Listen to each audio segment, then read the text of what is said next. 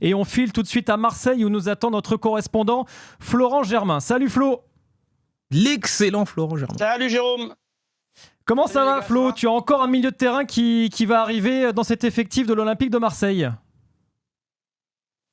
Exactement. Alors, c'est un milieu de terrain qui a une particularité. Enfin, c'est pas le seul, mais il est très, très technique et je crois que c'était un peu le mot d'ordre. C'est vraiment les retours que j'ai eus depuis quelques temps. Donc, je suis pas trop étonné après qu'on ait choisi, par exemple, aussi Amine Gouiri.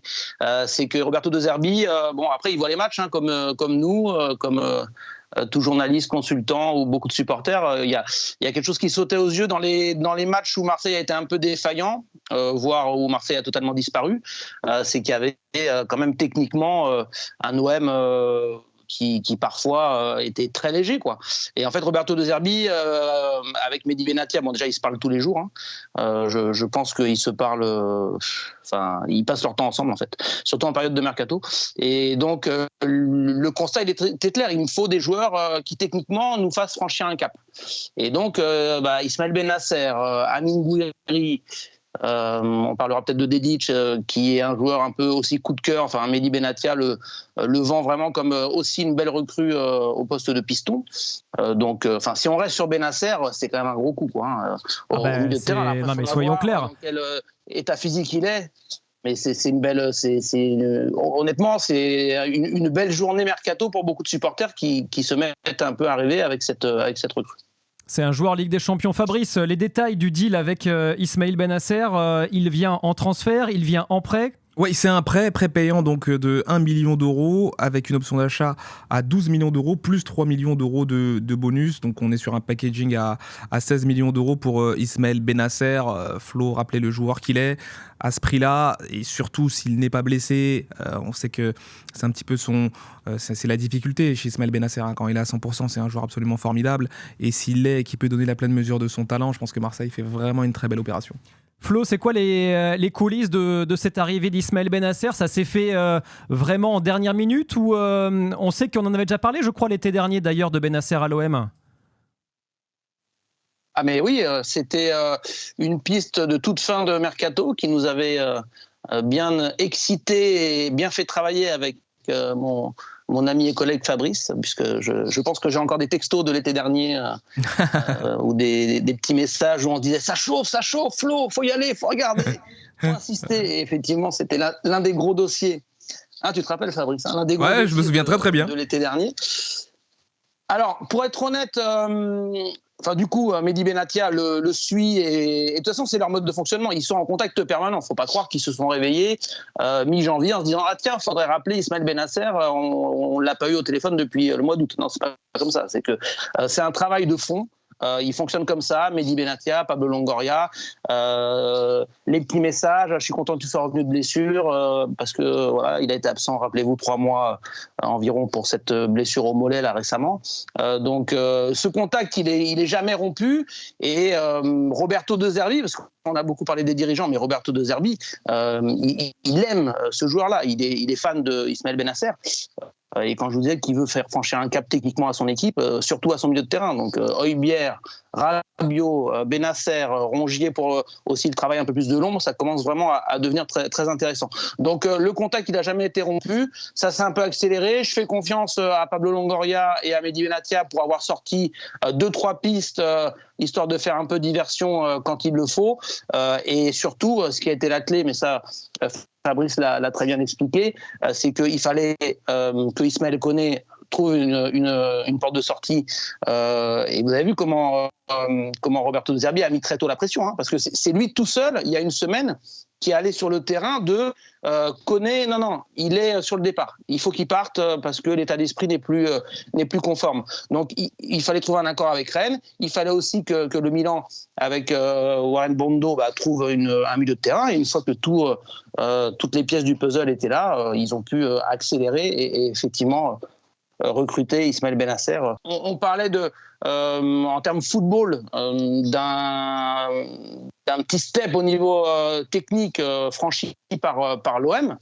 Je trouve qu'en termes de popularité, en termes d'attraction, cette équipe avec aussi Gouiri, qui, même si évidemment c'est pas c'est peut-être moins une star internationale que peut l'être Bennacer, mais malgré tout en Ligue 1, on sait que c'est un joueur de qualité qui, en plus, a fait une belle entrée dimanche. Donc, je trouve qu'il y a une certaine hype autour de ce recrutement qui vraiment séduit, je le disais, les fans de l'OM. Mais oui, Bennacer, c'est un peu la cerise sur le gâteau. Juste un truc à préciser sur Ismaël Bennacer, c'est quand même un joueur de 27 ans, donc c'est pas non plus un joueur de 30 ans, c'est un investissement. S'il venait à actionner l'option d'achat, ce serait pas non plus un investissement fou comparé à son âge. Juste aussi récapituler par rapport à son absence, parce qu'il a été blessé fin mai 2023 pendant plus de 200 jours. Il avait une blessure au genou et ensuite il a été blessé au mollet cet été, ce qui lui a fait louper plus de 110 jours de compétition. Donc toute la première partie de saison quasiment, il est revenu là fin d'année 2024. Voilà, et donc dire que depuis qu'il est revenu, en revanche, même avec Conceição, il a enchaîné les matchs. Il jouait hier contre le derby contre l'Inter. Voilà, c'est ce que je voulais rappeler. Donc par rapport à son état Désolé de t'avoir bouffé la feuille.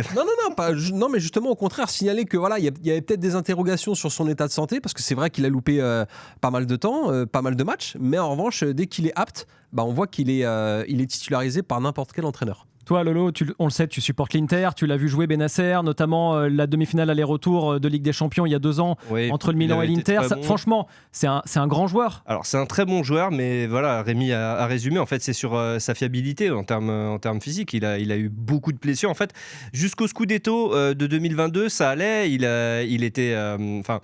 Il comptait vraiment comme un titulaire à l'AC Milan, et c'est vrai qu'à chaque fois qu'il jouait, c'était en général très bon. Il était aussi associé avec Sandro Tonali et Franck Kessié à l'époque dans le milieu de l'AC Milan, qui était très performant.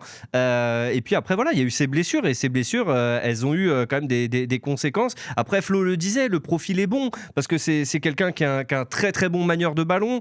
Il a une grosse qualité de remontée de balle. Il est très bon à la récup, donc il va bien fitter en fait dans le 3-4-2-1 de Roberto De Zerbi, ce qu'on se disait avec Rémi. Je pense qu'il l'utilisera plus en milieu def, donc dans la rotation avec Højbjerg, Rongier et puis l'autre. Nadir, suivant comment il le place, parce que c'est vrai qu'hier Nadir était positionné un peu plus en haut, ouais.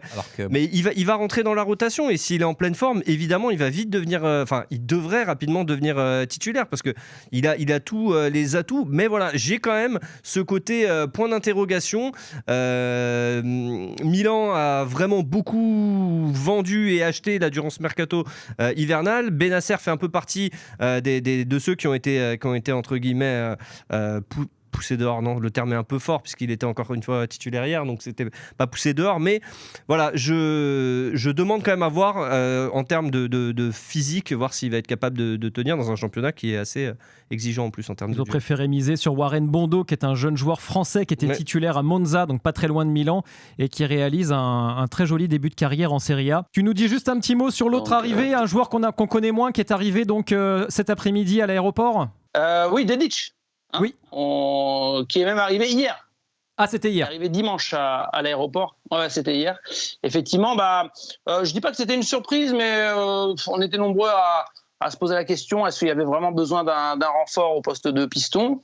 Écoute, au regard de Roberto De Zerbi, de l'exigence, de l'ambition de l'OM, la réponse était oui. Donc Dedić, international bosnien, que l'OM suit évidemment et suivait quand il était à Salzbourg avant maintenant de s'engager avec l'OM, qui a aussi une belle expérience internationale. C'est ce qui a beaucoup plu notamment à Mehdi Benatia. On aime sa mentalité, son côté compétiteur. C'est aussi un maître mot qui revient beaucoup dans l'esprit des dirigeants et de Roberto De Zerbi, parce que pour faire un petit focus aussi sur ceux qui sont partis, que ce soit Ismaël Koné, que ce soit Lilian Brassier, peut-être Eddy Wahou aussi, ce qui avait été pointé du doigt, c'était peut-être une exigence au quotidien qui ne correspondait pas à ce que veulent inculquer les dirigeants de l'OM. Donc quand je parle de mentalité chez Amar Dedić, de capacité à répondre présent à chaque rencontre, d'avoir déjà une petite expérience internationale, c'est ce que recherchent les Marseillais, les dirigeants de l'OM, qui ont assumé quelques échecs de l'été et qui avancent avec ce mercato d'hiver, visiblement plus sûrs de leur coup, avec des joueurs un peu plus confirmé, Dedić et évidemment Ismaël Bennacer, sans parler d'Amin Gouel. Il y a tellement cette volonté d'améliorer l'effectif et au final, bien comprendre que quand on parle de stabilité, alors je sais que ça fait sourire à Marseille, mais la stabilité, elle est surtout articulée autour de Roberto De Zerbi. C'est cette volonté et cette promesse quelque part qu'il y a cette fois un coach qui va rester longtemps, mais que par contre les joueurs, il faut qu'ils se mettent au pli.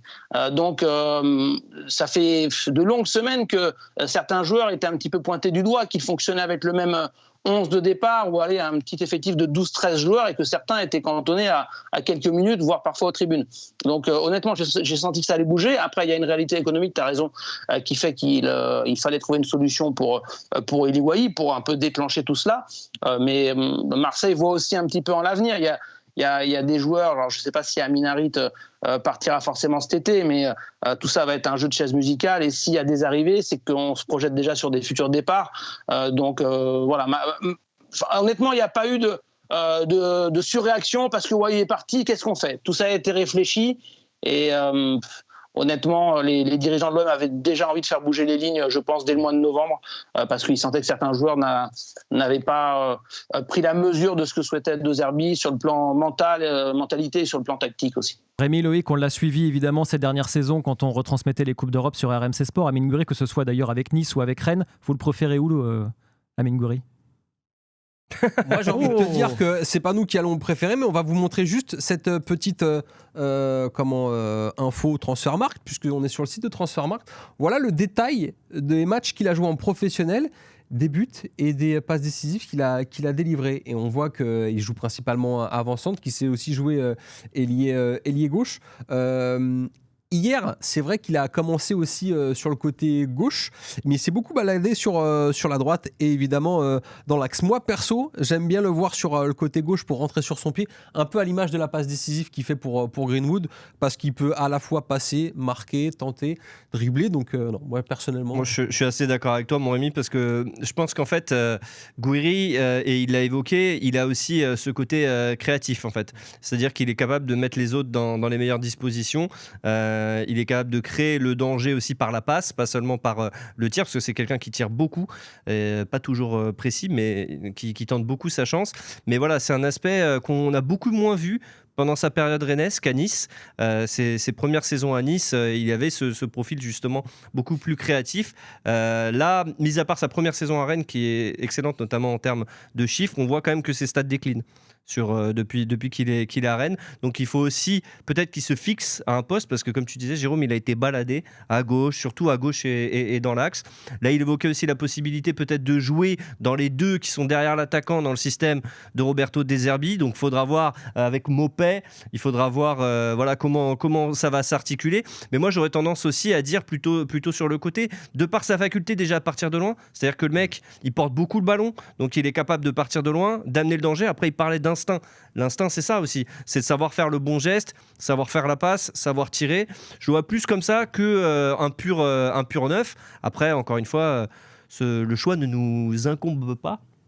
C'est surtout, il n'y en aura peut-être pas vraiment, parce que ça dépendra de l'adversaire, ça dépendra de l'état de forme des joueurs qu'aura De Zerbi à sa disposition. Donc honnêtement, entre Greenwood, Rabiot, Nadir, Gouiri, Mopé et Moumbagna qui pourraient revenir en cours de saison, franchement ça laisse beaucoup de choix, surtout que maintenant il n'y a plus de Coupe de France, il n'y a vraiment plus que le championnat à jouer.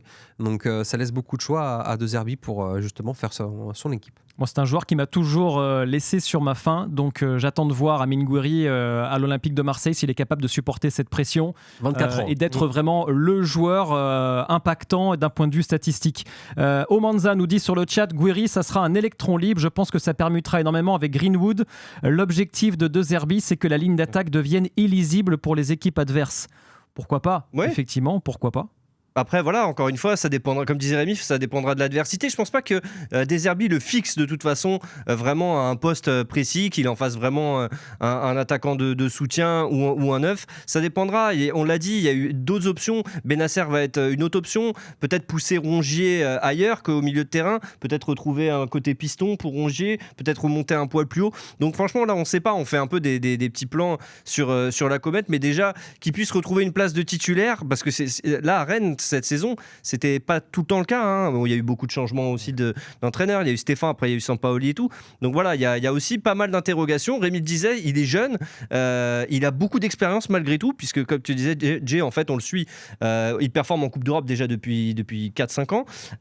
Et donc il a ce côté, il peut jouer à ce niveau-là, le niveau européen, surtout Europa League quand il était avec Nice ou Rennes. Donc là, maintenant, on attend de voir s'il sera capable de transposer ça à l'OM. Bon, Rémi, ce qui est sûr, c'est que Pablo Longoria à l'OM, il a quand même cette tendance à tout vouloir chambouler en permanence, mercato après mercato. On se rappelle que l'été dernier, il avait appelé à la stabilité. On ne peut pas dire que le mercato de cet hiver soit dans cette lignée-là. Ah bah, j'aime beaucoup Pablo, hein, mais on peut se rappeler qu'il n'y a pas si longtemps que ça, une conférence de presse de mi-saison pour faire un peu le bilan des premiers mois de la saison, il avait dit que Eli Wahi ne partirait pas de l'OM parce que pour lui c'était un crack absolu, l'attaquant du futur. Bah, le fait est que maintenant il est à Francfort et qu'on a pris Amine Gouiri pour le remplacer à l'OM. Au-delà de ça, on s'est amusé à regarder. On va vous proposer une petite infographie grâce à Axel Benchina qui est en régie sur les mouvements depuis que Pablo Longoria est arrivé à l'OM. On rappelle qu'il est arrivé en tant que directeur sportif en juillet 2020, donc juste après le Covid. Ça donne quoi depuis juillet 2020 ? Ça donne plus de 150 mouvements. Et notamment 9 entraîneurs. Donc, comme le disait Flo Germain, la stabilité, elle est dans justement le changement à l'OM. Parce que, on va dire, dans la valeur marchande, dans le fait de faire du trading, mais aussi de faire de la plus-value. On voit d'ailleurs que, parce que je voulais rappeler, c'était les chiffres que donnait Fabrice Hawkins tout à l'heure, concernant la transaction de Eli Wahi à Francfort, c'est 26 millions d'euros.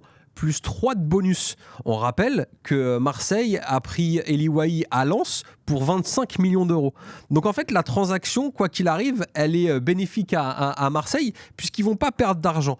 Lilian Brassier, pareil, c'était un prêt avec option d'achat vis-à-vis de Brest. Ce sera une opération blanche puisque en fait, ça a été repris par Rennes. Et il me semble, alors je regardais aussi que pour tout ce qui est la transaction possible et future de Ismaël Koné à Rennes, ce serait un prêt payant d'1 million d'euros avec une option d'achat de 14 millions d'euros. Il me semble qu'il a été signé à l'OM cet été pour 12 millions d'euros. Donc encore une fois, ce sont certes, il y a beaucoup de mouvements, mais dans les faits, si tout ça vient à se concrétiser, parce qu'évidemment, il faut que Rennes lève l'option d'achat, mais ce n'est pas des opérations négatives que fait l'OM en termes financiers. Donc c'est pour ça, il y a beaucoup de mouvements, des fois on s'y perd un petit peu. Moi, je ne sais pas dans le chat s'il y a des supporters de l'OM, mais savoir ce que vous pensez de toutes ces transactions, est-ce que vous arrivez à vous identifier aux joueurs de l'OM ou pas vraiment ? Parce qu'il faut rappeler aussi, par exemple, qu'Adrien Rabiot arrive libre. Donc, il n'y a pas de transaction de frais dépensés. Évidemment, pour le salaire et la prime à la signature, si, mais ce serait toujours moindre que s'il y avait un vrai transfert. Et puis, c'est pas dit qu'aussi Adrien Rabiot parte à la fin de son contrat avec l'OM. Peut-être qu'il sera vendu avant la fin de son contrat et qu'on pourra récupérer quelque part une indemnité de transfert. Quand je dis je parle à la place de l'OM, évidemment, mais ce que je veux dire par là, c'est que faut pas non plus tout de suite dire attention, c'est pas cool, machin, il y a beaucoup de joueurs qui sont transférés. Comme le disait Flo Germain tout à l'heure, c'est toujours réfléchi.